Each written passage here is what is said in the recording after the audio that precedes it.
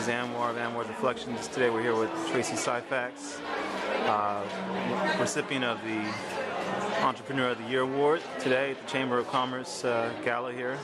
Tracey, thank you for your time. No problem. Thank you, bro, for coming. So, as how does it feel to be the first African American to win the award?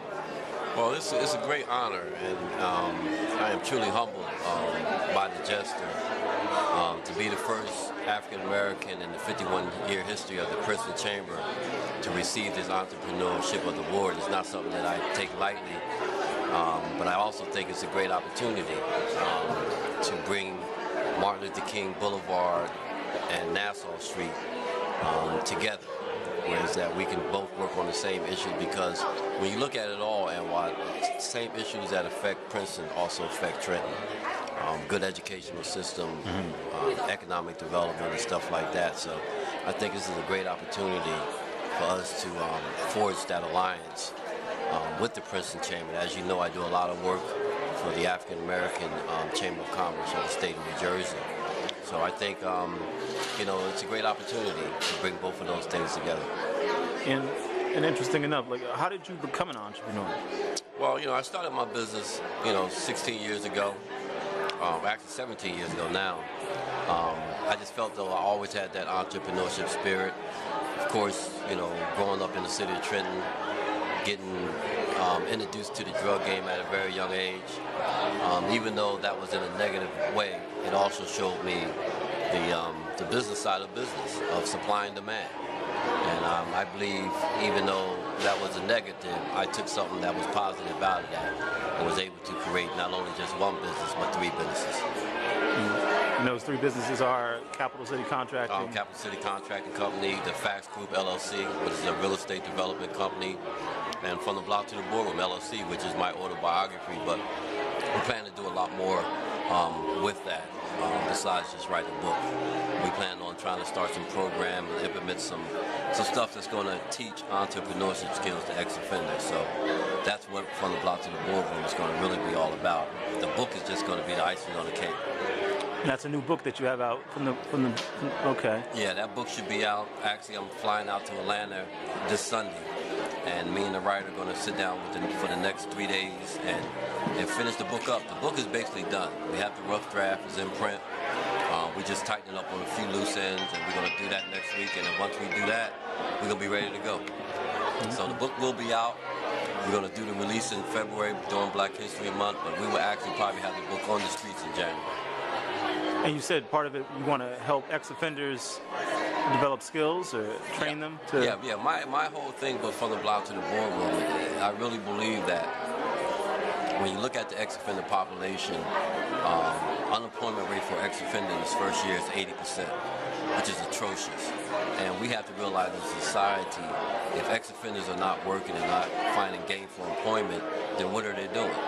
They're basically doing the same thing that they're always doing to survive. They're doing what they have to do to survive. So I really believe that if nobody's going to give you that opportunity, you have to be able to create those opportunities for yourself. So From the Block to the Boardroom, what we're looking to do is just to teach entrepreneurship skills to ex-offenders, whether it's in prisons, whether it's in drug programs, whether it's in halfway houses. We plan on trying to go wherever they are and try to teach them entrepreneurship skills so that they can be able to provide not only living for themselves, but living for their family. And why is that so important to you, Tracey, to do that? Well, it's important to me as an ex-offender because I see it all the time. I was co-chair of the Mayor's Office of Employment and Training for 3 years under the former Mayor Douglas Palmer. And that program was geared towards helping ex-offenders find employment. And we had graduations every year, and it just did my heart very well every time I see an ex-offender that had gainful employment, that reunited with his kids, that maybe him and his wife or girlfriend had broke up because of the incarceration, that they're now back together, he's in his kid's life. And it just does my heart well to see that happen, because I know how hard it is for an ex-offender, being that I come from that same background.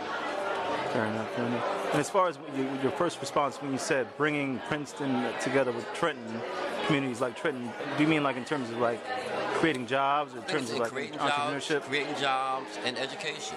I mean, those are the two main keys, education and job opportunities. And with Princeton University being 15 minutes from Trenton, I believe we really need to try to forge that relationship, whereas that's mutually beneficial to both sides. And I think Princeton has something to offer, and I believe Trenton has something to offer. So I really believe on the economic side and on the education side, we can start to try to bridge that gap. And by receiving this award, you hope to bridge that gap. We hope to just start to bridge that gap. Yes, I am also a member of the Princeton Chamber too. So it's just not being here tonight. I plan on attending a lot of their events. I plan on networking at a lot of their events, and to try to see how we can bring that together. Do you find that there's a lack of entrepreneurship in Trenton?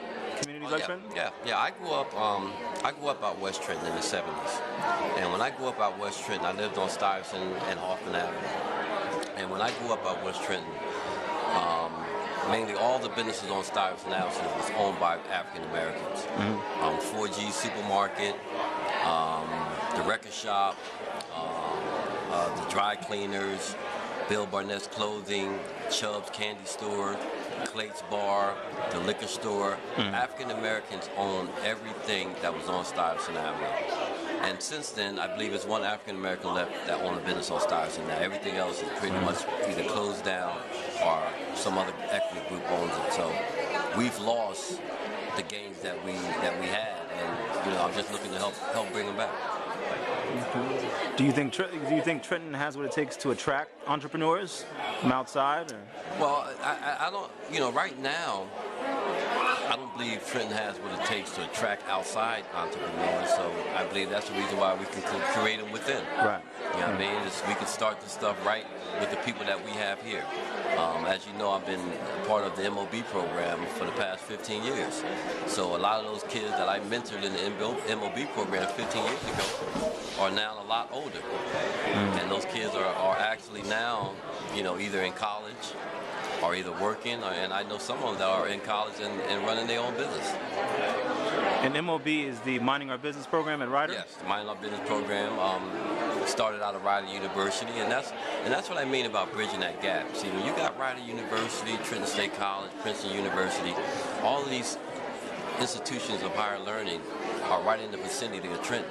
And when you start collaborating on stuff like the MOB program or in any other program that's going to bring the two together that is mutually beneficial for the community, yes, that's what we have the opportunity to do, not just with Rider University as we did with the MOB program, but now with Princeton University also. And that's also been a big part of your life legacy, is to give back to the community in terms of minding our business and other things like that, community. Yes. On top of your entrepreneurship. Yes. Again, I thank you for your time, and congratulations on the award, sir. Thank you very much. Thank you for coming out. All right.